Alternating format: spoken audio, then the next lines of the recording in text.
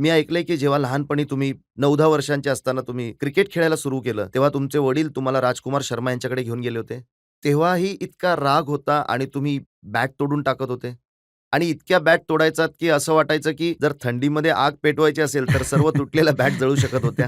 हो, खूप बॅट्स तोडल्या आहेत मी. जसं मी बोललो, की मला लहानपणापासून सवय आहे. चांगली सवय नाहीये, पण खूप नुकसानही केलंय आपल्या पालकांचं. पण ठीक आहे, असा ॲटिट्यूड असायलाही हवा ना.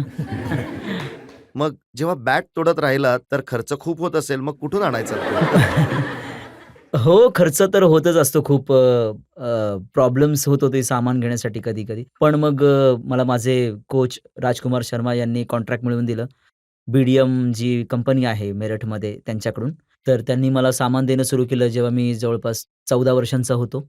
तर त्यांनी माझी खूप मदत केली इनिशियली. ते तुम्हाला बॅट देत राहिले आणि तुम्ही बॅट तोडत राहिले. नाही, त्यानंतर जेव्हा त्यांनी मला सांगितलं, की वर्षातून 2च बॅट मिळणार, तर मग मी थोडंसं लक्ष देणं सुरू केलं होतं त्यानंतर. तोडणं बंद करून टाकलं होतं.